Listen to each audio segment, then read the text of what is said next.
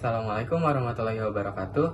Perkenalkan, saya Farko Kurniawan. Dalam video kali ini, saya akan menjelaskan kembali tentang sastra horor yang dipaparkan oleh Ibu Dr. Dwi Sulistyorini SSMHum.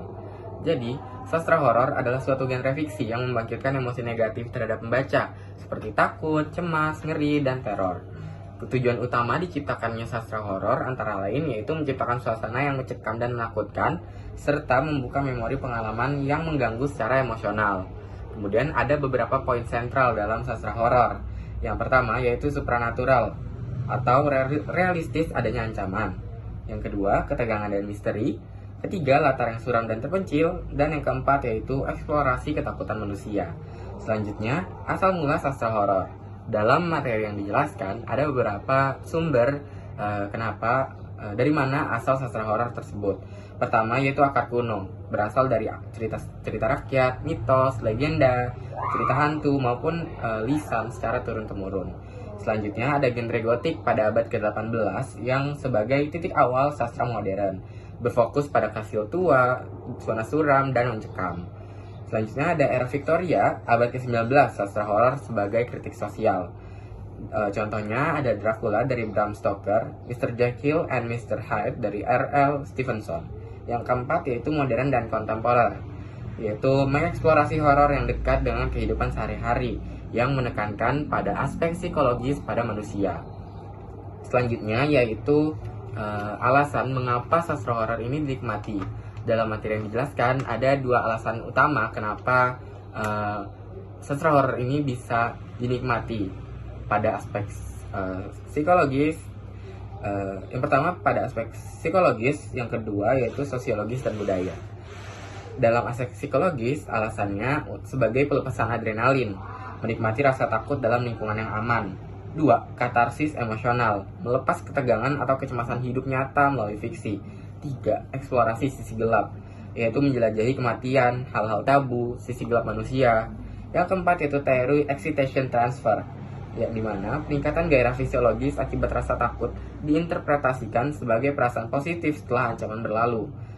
Selanjutnya ada aspek sosiologis dan budaya.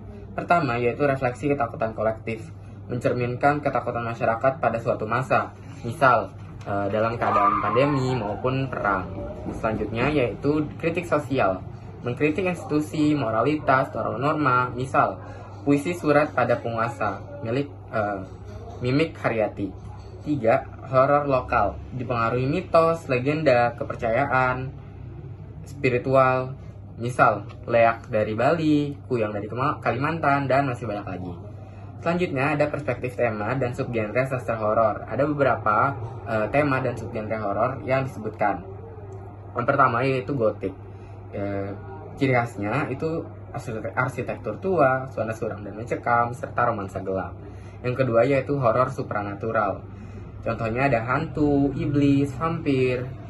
Yang ketiga yaitu horor psikologis, berfokus pada pikiran yang tidak stabil, kegilaan, paranoia. Selanjutnya ada horor tubuh atau body horror. Ciri khasnya pada mutilasi, kerusakan tubuh, dan masih banyak lagi. Yang kelima yaitu slasher and survival. Berciri khas yaitu seperti pembunuh berantai, bertahan hidup, Halloween. Nah, selanjutnya ada struktur arketip yang dijelaskan dalam materi tersebut. Dalam penjelasan materi tersebut, cerita yang diambil adalah cerita Kuyang di Samarinda. Nah, dalam struktur arketip ada beberapa arketip yang dijelaskan, terbagi menjadi 3, yaitu arketip karakter, arketip situasi, dan arketip simbol. Nah, arketip karakter ini dibagi lagi menjadi 3, yaitu the hero atau karakter pahlawan. Dalam cerita ini seorang ulama yang berusaha untuk menangkap Kuyang di daerahnya.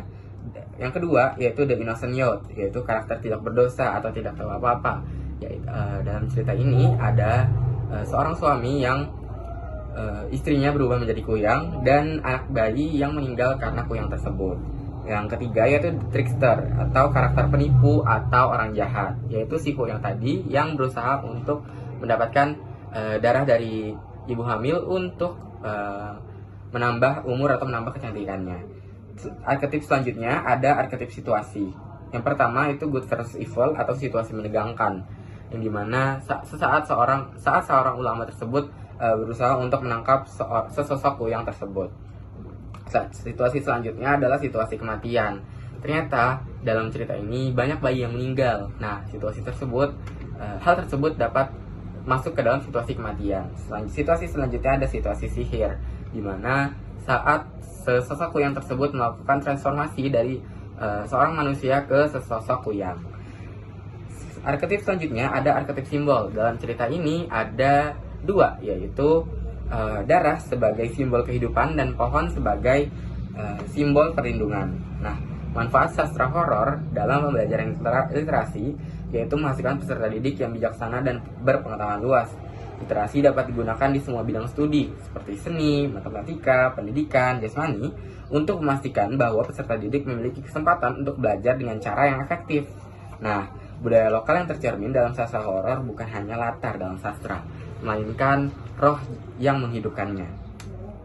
Seperti ruang pertemuan manusia dengan alam, perpaduan dunia realitas, imajinasi dan fantasi, pesan moral yaitu literal dan interpretatif, dan pertemuan logika, etika, dan estetika.